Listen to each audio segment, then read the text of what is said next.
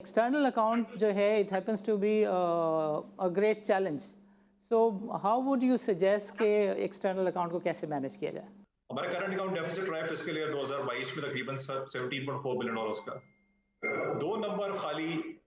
Energy जिसमें oil gas और कोल शामिल है और इन फूड, इन दोनों का बिल मिला के तकरीबन $35 बिलियन बनता है। कागजों के ऊपर सट्टेबाजों के लिए तो नहीं छोड़नी चाहिए इस मार्केट को। बिल्कुल बिल्कुल ये वाली बात है और इसमें हमें कोई ड्रास्टिक चेंजेस लानी पड़ेंगी। कोई हमें जो कैश डॉलर है इसका कोई ऐसा मैकेनिज्म बनाना पड़ेगा कि कैश डॉलर की ट्रांजैक्शन कम से कम हो और एक्सपोर्टर को भी जो है वो पाबंद करें कि वो डॉलर लेके आए। इस वक्त एक्सपोर्टर डॉलर ला नहीं रहा, इंपोर्ट खड़ी हुई है सामने, तो बैलेंस ऑफ पेमेंट जब बिगड़ता है तो डॉलर बढ़ता है। चैलेंज जो है वो खाली पाकिस्तान के लिए नहीं, दुनिया की तमाम ममालिक के लिए, स्पेशली डेवलपिंग कंट्रीज के लिए बहुत ज़्यादा बढ़ चुका हुआ है। क्योंकि ग्लोबली जिस तरह इन्फ्लेशन की वेव आई हुई है, ग्लोबल कमोडिटी प्राइसेस बहुत ज़्यादा शार्पली बढ़ी हैं पिछले कुछ अरसे में, स्पेशली एनर्जी की प्राइसेस जिसमें कोल की प्राइस, एलएनजी की प्राइस और ऑयल की प्राइस में बहुत ज़्यादा इजाफा हुआ हुआ है। तो ये इस वक्त काफ़ी चैलेंजिंग टाइम्स हैं पूरी दुनिया के लिए। और जिस तरह कल भी यूएस फेड ने कुछ 75 बेसिस पॉइंट से रेट बढ़ाए, तो इंटरनेशनली जिस तरह रेट्स बढ़ते चले जा रहे हैं उसकी वजह से इमर्जिंग मार्केट्स की मुश्किलात में और इजाफा होता चला जा रहा है। ग्लोबल रिसेशन आती है, जब भी रिसेशन आती है तो वो ऊपर से और नीचे आती है। अभी हम जो प्रोडक्ट बेच रहे हैं वो हम बेच ही रहे हैं नीचे वाली। इस वक्त बज़ाहिर लगता है कि हमें इतना ज़्यादा इफेक्ट नहीं आएगा उस रिसेशन से।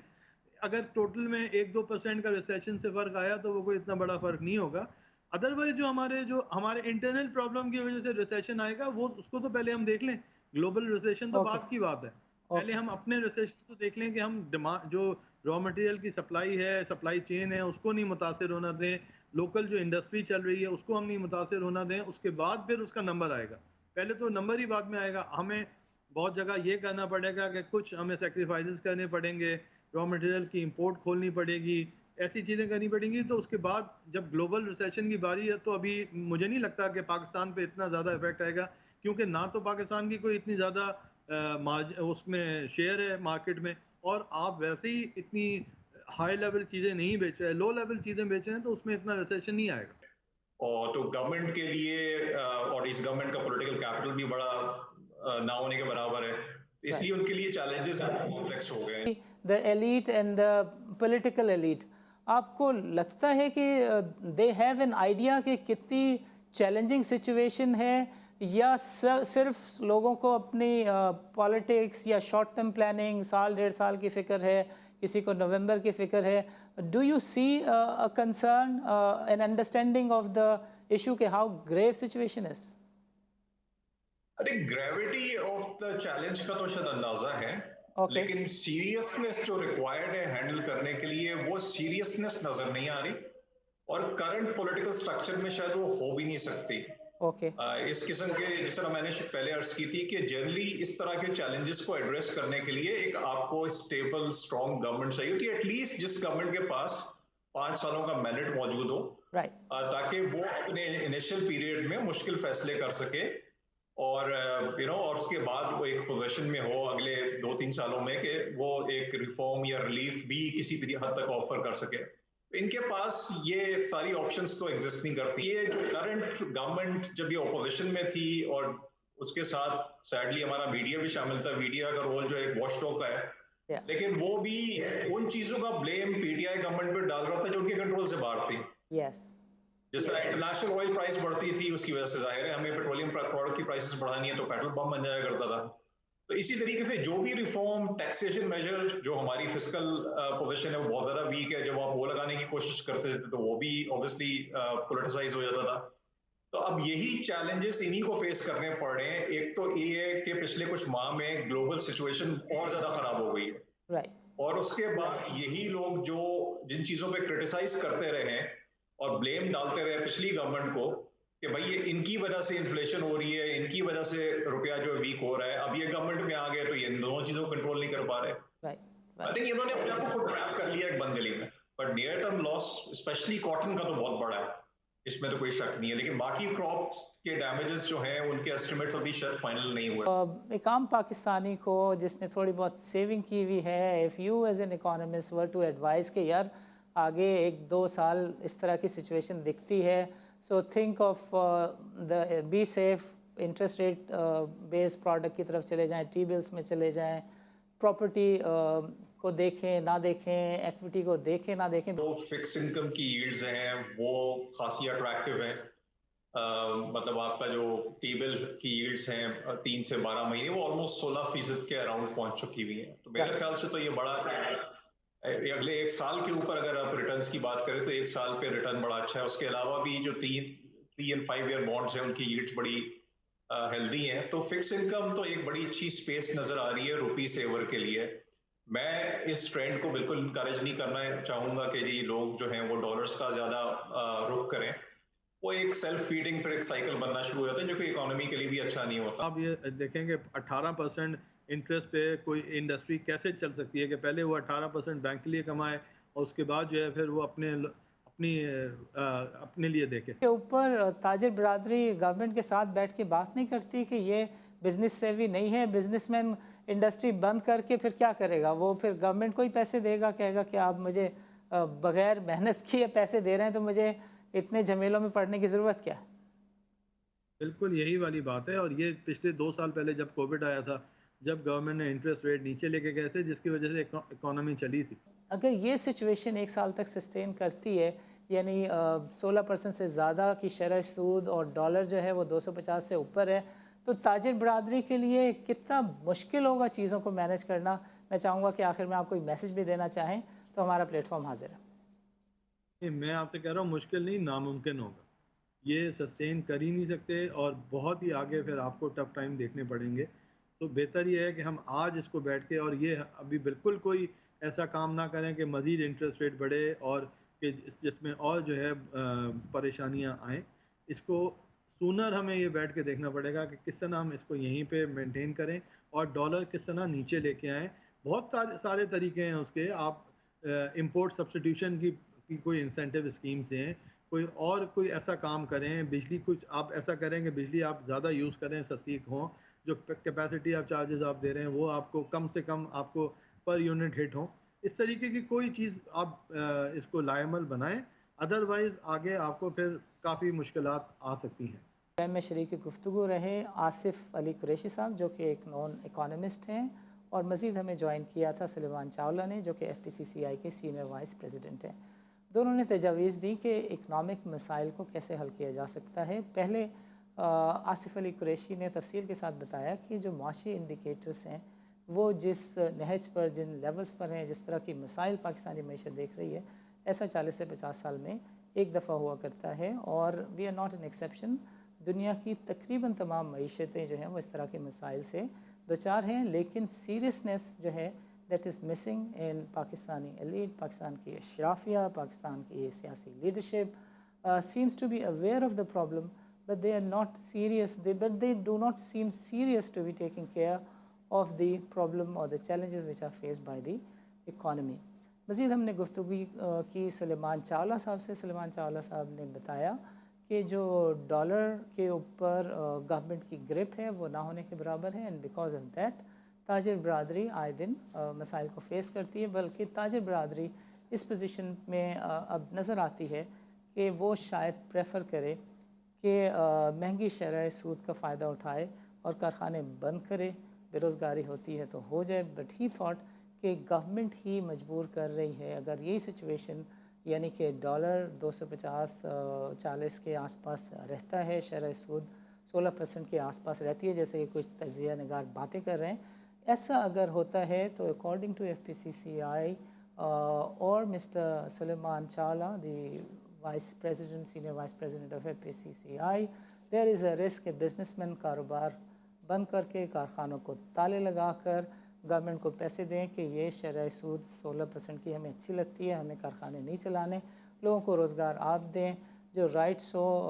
अनरेस्ट हो, पॉलिटिकल अनसर्टेनिटी हो, उसकी प्राइस भी आप पे करें। बिकॉज ये जो चैलेंजेस बिजनेस कम्युनिटी फेस कर रही है इसकी ज़िम्मेदार ताजिर बरादरी नहीं है बल्कि गवर्नमेंट की इनेबिलिटीज़। औज़ुबिल्लाहिमिनश्शैतानिर्रजीम, बिस्मिल्लाहिर्रहमानिर्रहीम, रब्बि इश्रह ली सदरी व यस्सिर ली अमरी वहलुल उक़दतम मिन लिसानी यफ़क़हू क़ौली। नाज़रीन, this is Sani Khan and you are watching new episode of inside financial markets.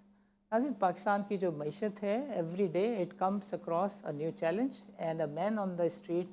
Faces new challenges all together. महंगाई का जो अफरीत है उसने तो लोगों की कमर तोड़ी हुई थी, बट जो फ्लड है उसने लोगों के मसाइल को और ज़्यादा बढ़ा दिया। When you look at the economy, you will find all economy sectors, indicators in trouble. चाहे आप बात अफरात ज़र की करें, करेंसी की डिवेल्यूएशन की करें, एक्सटर्नल अकाउंट की करें, हर फ्रंट पर 40-40, 50-50 साल के जो रिकॉर्ड हैं वो टूट रहे हैं। 1971 में डॉलर ने जिस तरह की उड़ान भरी थी, खुदा का शुक्र है कोई बड़ा इंसिडेंट नहीं हुआ है,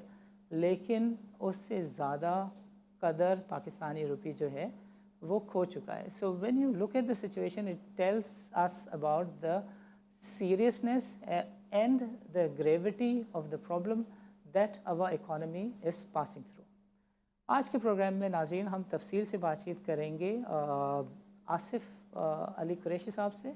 ही is a known economist, Optimus एक ब्रोकरेज हाउस है, उसको हेड भी करते हैं, बट सोसाइटी में he is known to be a genuine person who has a grip on the economy। पहले आसिफ साहब से बात करेंगे और फिर सुलेमान चावला से। He is the senior vice president of the FPCCI। ताजरान को किस तरह के मसाइल दरपेश हैं, एक्सचेंज रेट का जो एक्सचेंज रेट कंट्रोल में जो मसाइल हैं उसके लिए गवर्नमेंट की इनेबिलिटीज़ की प्राइसेस कौन पे कर रहा है, ये सुलेमान साहब से समझेंगे। लेकिन पहले बात करते हैं आसिफ साहब से और उनसे समझते हैं कि जो इकनॉमिक इंडिकेटर्स हैं वो क्या बता रहे हैं और उनका माशी तज्ज़िया इस बारे में क्या कहता है कि सिचुएशन को कैसे ठीक करना चाहिए। आसिफ साहब, welcome to the show and अस्सलाम वालेकुम। वालेकुम अस्सलाम जी। आसिफ साहब, when you look at the economic indicators you see trouble all across, be it external account, be it interest rate, be it currency। कोई एक इकनॉमिक इंडिकेटर कंट्रोल में इस वक्त नहीं नज़र आ रहा। लगता ही है कि Miftah Ismail is presently acting, बैरूनी अदायगियों पर उनका ज़्यादा फोकस है। इनफैक्ट सिचुएशन ही ऐसी है कि कोई भी उनकी जगह होता तो उसका फोकस यही होता। मैं आपसे बहुत ही मुख्तसरन चाहूँगा कि आप हमारे नाज़रीन के साथ शेयर करें कि एक्सटर्नल अकाउंट जो है it happens to be a great challenge. So how would you suggest कि एक्सटर्नल अकाउंट को कैसे मैनेज किया जाए? जी सानी साहब, इस वक्त चैलेंज जो है वो खाली पाकिस्तान के लिए नहीं, दुनिया की तमाम ममालिक के लिए, स्पेशली डेवलपिंग कंट्रीज के लिए बहुत ज़्यादा बढ़ चुका हुआ है। क्योंकि ग्लोबली जिस तरह इन्फ्लेशन की वेव आई हुई है, ग्लोबल कमोडिटी प्राइसेस बहुत ज़्यादा शार्पली बढ़ी हैं पिछले कुछ अरसे में, स्पेशली एनर्जी की प्राइसेस, जिसमें कोल की प्राइस, LNG की प्राइस और ऑयल की प्राइस में बहुत ज़्यादा इजाफा हुआ हुआ है। तो ये इस वक्त काफ़ी चैलेंजिंग टाइम्स हैं पूरी दुनिया के लिए। और जिस तरह कल भी US फेड ने कुछ 75 बेसिस पॉइंट से रेट बढ़ाए, तो इंटरनेशनली जिस तरह रेट्स बढ़ते चले जा रहे हैं उसकी वजह से इमर्जिंग मार्केट्स की मुश्किलात में और इजाफा होता चला जा रहा है। पाकिस्तान के लिए बैलेंस ऑफ पेमेंट क्राइसिस कोई नई चीज़ नहीं है। हम वक्तन फवक्तन हर कुछ अरसे के बाद एक क्राइसिस जो होते हैं वो फेस करते हैं। जो इस वक्त का चैलेंज बन गया हुआ है वो ये है कि तो हमारे पास पॉलिटिकल अनसर्टनिटी बहुत ज़्यादा है।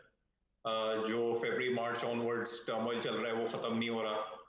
और उसकी वजह से ये चैलेंज ज़्यादा कॉम्प्लेक्स हो गया है। जनरली पिछले 10-15 सालों में अगर आप देखें तो ये चैलेंज एक नई गवर्नमेंट इनहेरिट करती है जो अपने पहले साल 1.5 साल में रिफॉर्म करके चीज़ों को किसी हद तक स्टेबलाइज कर लेती है। इस वक्त हम last year of the government के अंदर मौजूद हैं और तो गवर्नमेंट के लिए और इस गवर्नमेंट का पॉलिटिकल कैपिटल भी बड़ा ना होने के बराबर है, इसलिए उनके लिए चैलेंजेस कॉम्प्लेक्स हो गए हैं। जो मैं ब्रॉडली अगर 2-3 नंबर्स बता सकूं, हमारा जो मेन मसला आ रहा है वो ये आ रहा है कि इंपोर्ट के अंदर हमारा करंट अकाउंट डेफिसिट रहा है फिस्कल ईयर 2022 में तकरीबन $17.4 बिलियन का। 2 नंबर खाली एनर्जी जिसमें ऑयल, गैस और कोल शामिल है, और फूड, इन दोनों का बिल मिला के तकरीबन $35 बिलियन बनता है। $26 बिलियन की एनर्जी और $9 बिलियन की फूड इंपोर्ट की है। पाकिस्तान के लिए तो ये 2 आइटम ही सबसे बड़ा चैलेंज है और इनको एड्रेस करने की जरूरत है। एनर्जी के लिए पूरी दुनिया एनर्जी कंजर्वेशन के बड़े स्ट्रिक्ट किस्म के मेजर्स ले रही है। पाकिस्तान में हम सैडली हम अभी तक सोए हुए हैं और कोई एनर्जी कंजर्वेशन, एनर्जी एफिशिएंसी की तरफ देख नहीं पा रहे। आसिफ साहब ये फरमाइएगा कि यू वर जस्ट सेइंग कि जो इंटरेस्ट रेट है इट्स अ ग्लोबल फिनोमेना और जो कमोडिटी प्राइसिंग का सुपर साइकिल था there are things which are beyond Pakistan control but you also said कि globally there is a talk about recession there are worries and concerns about an impending inflation. So when you look at Pakistan, when you look at the interest rate scenario, currency control, exchange rate challenges, and especially the elite and the political elite, आपको लगता है कि they have an idea कि कितनी challenging situation है या सिर्फ लोगों को अपनी पॉलिटिक्स या शॉर्ट टर्म प्लानिंग साल डेढ़ साल की फ़िक्र है किसी को नवंबर की फ़िक्र है do you see a concern an understanding of the issue के how grave situation is I think gravity of the challenge का तो शायद अंदाजा है लेकिन सीरियसनेस जो रिक्वायर्ड है हैंडल करने के लिए वो सीरियसनेस नजर नहीं आ रही और करंट पॉलिटिकल स्ट्रक्चर में शायद वो हो भी नहीं सकती इस किस्म के जिस तरह मैंने पहले अर्ज की थी कि जनरली इस तरह के चैलेंजेस को एड्रेस करने के लिए एक आपको स्टेबल स्ट्रॉन्ग गवर्नमेंट चाहिए होती है एटलीस्ट जिस गवर्नमेंट के पास 5 सालों का मैंडेट मौजूद हो ताकि वो अपने इनिशियल पीरियड में मुश्किल फैसले कर सके और और उसके बाद वो एक पोजीशन में हो अगले 2-3 सालों में कि वो एक रिफॉर्म या रिलीफ भी किसी हद तक ऑफर कर सके इनके पास ये सारी ऑप्शंस तो एग्जिस्ट नहीं करती दूसरा ये कि ये जो करंट गवर्नमेंट जब ये ऑपोजिशन में थी और उसके साथ सैडली हमारा मीडिया भी शामिल था मीडिया का रोल जो एक वॉचडॉग का है लेकिन वो भी उन चीजों का ब्लेम पीटीआई गवर्नमेंट पे डाल रहा था जो उनके कंट्रोल से बाहर थी जिस तरह इंटरनेशनल ऑयल प्राइस बढ़ती थी उसकी वजह से जाहिर है हमें पेट्रोलियम प्रोडक्ट की प्राइसेस बढ़ानी है तो पेट्रोल पंप बन जाया करता था तो इसी तरीके से जो भी रिफॉर्म टैक्सेशन मेजर जो हमारी फिस्कल पोजीशन है वो बहुत ज्यादा वीक है जब आप वो लगाने की कोशिश करते थे तो वो भी ऑब्वियसली पॉलिटिसाइज हो जाता था तो अब यही चैलेंजेस इन्हीं को फेस करने पड़ रहे हैं एक तो ये है कि पिछले कुछ माह में ग्लोबल सिचुएशन और ज्यादा खराब हो गई है और उसके बाद यही लोग जो जिन चीजों पे क्रिटिसाइज करते रहे और ब्लेम डालते रहे पिछली गवर्नमेंट को कि भाई ये इनकी वजह से इन्फ्लेशन हो रही है इनकी वजह से रुपया जो वीक हो रहा है अब ये गवर्नमेंट में आ गए तो ये इन दोनों चीजों को कंट्रोल नहीं कर पा रहे आई थिंक इन्होंने अपने आप को फुट ट्रैप कर लिया एक बंद गली में अंडरस्टूड आसिफ साहब ये फरमाइएगा कि फ्लड के जो नुकसानात हैं इसके बारे में मुख्तलिफ एस्टिमेशंस हैं Miftah started from $10 billion now he is talking about $36 billion but ये तो एक फैक्ट है ये रियलिटी है कि जो नेक्स्ट क्रॉप है वो भी नहीं होने जा रही कम से कम सिंध की सतह तक बिकॉज अभी जो लेटेस्ट रिपोर्ट है कल की वो ये है कि पानी को निकालने के लिए उसकी निकासी के लिए जहाँ से एग्ज़िट चाहिए जो आपकी ज़मीन जिस तरीके से उसका बिल्डअप हुआ है जहाँ पे पावरफुल लोगों ने काश्त की हुई है अपने घर बना लिए हैं अपने स्टोरेजेस बना लिए हैं उधर से वो एग्ज़िट देने को तैयार नहीं है सो लग रहा है कि जो आपकी कॉटन क्रॉप है सिंध की जो वीट की क्रॉप है वो अगली वाली फसल भी जो है हमारे काश्तकार नहीं लगा पाएंगे because September is the time September to November that's the period जब ये सारी काश्त की जाती है आपको down the road 6 to 8 months किस तरह का मंजरनामा दिखता है बिकॉज सियासी तौर पे तो हमें लग रहा है कि फोकस कहीं और ही रहेगा शायद इस तरफ नहीं होने जा रहा So how do you look at the situation down the road 6 to 8 months? Sani sir, to be honest, अभी क्योंकि initial periods ही हैं flood के जो devastation है उसके estimates in terms of human जो suffering and cost और जो economic cost है वो मेरा ख्याल है अभी तक हमारे लिए शायद उसको fully understand करना मुमकिन नहीं है क्योंकि information आ ही रही है दूसरा ये फ्लड जो है इसने काफी रिमोट एरियाज को इफेक्ट किया है तो बहुत सारे एरिया जो मेन आपकी हाईवेज के अराउंड है शायद वहां तक तो लोगों की एक्सेस हो रही है लेकिन अंदर के जो एरियाज हैं स्पेशली सिंध के अंदर वहां पे जो लेवल ऑफ डेवस्टेशन है उसका अंदाजा नहीं है होता यही है कि जब भी पहले फ्लड्स आए हैं ये फ्लड ऑब्वियसली पिछले फ्लड से थोड़ा डिफरेंट है कि ये मतलब उस तरीके से ये बारिशों की वजह से ज्यादा आया है और जो नॉर्मल इससे पहले फ्लड्स आते रहे हैं उसमें जो हमारी रिवर्स थी उनके अंदर फ्लडिंग ज्यादा हो जाया करती थी इस बार बारिशें बहुत ज्यादा हुई स्पेशली सिंध के अंदर जिसकी वजह से ये सिचुएशन क्रिएट हुई है तो इसमें अभी जो पहले फ्लड्स आते रहे उसमें हुआ यही है कि एक क्रॉप खराब होती है, लेकिन उसके बाद क्योंकि फ्लड्स की वजह से आपकी सॉइल न्यूट्रिएंट्स जो होते हैं वो भी कुछ रेप्लेनिश हो जाते हैं, तो अगला क्रॉप साइकिल से थोड़ा बेहतर हो जाता है। तो वन कैन होप के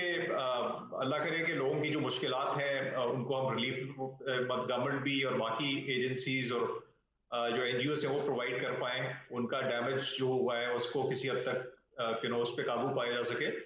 और होपफुली अगला क्रॉप साइकिल में भी रबी और उसके बाद जो नेक्स्ट ईयर होगा वो शायद,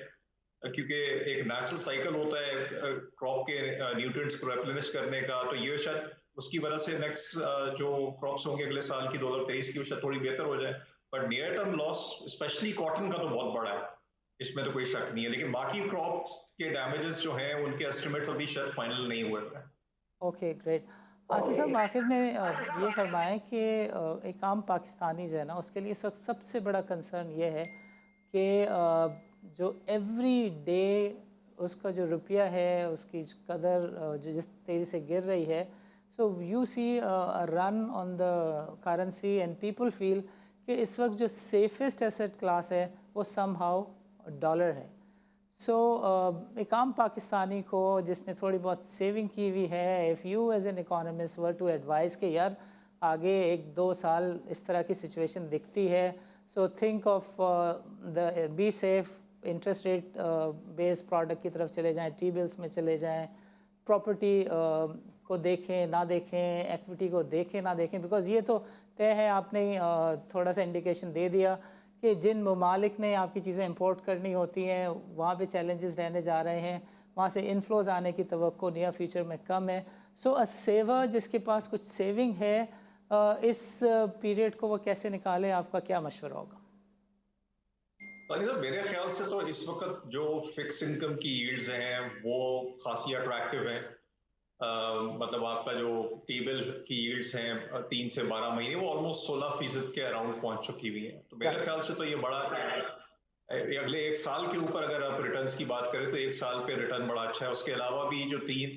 एंड 5 ईयर बॉन्ड्स हैं उनकी यील्ड्स बड़ी हेल्दी हैं, तो फिक्स इनकम तो एक बड़ी अच्छी स्पेस नजर आ रही है रुपी सेवर के लिए। मैं इस ट्रेंड को बिल्कुल इनकरेज नहीं करना चाहूंगा कि जी लोग जो हैं वो डॉलर्स का ज्यादा रुख करें। वो एक सेल्फ फीडिंग फिर एक साइकिल बनना शुरू हो जाता है जो कि इकोनॉमी के लिए भी अच्छा नहीं होता।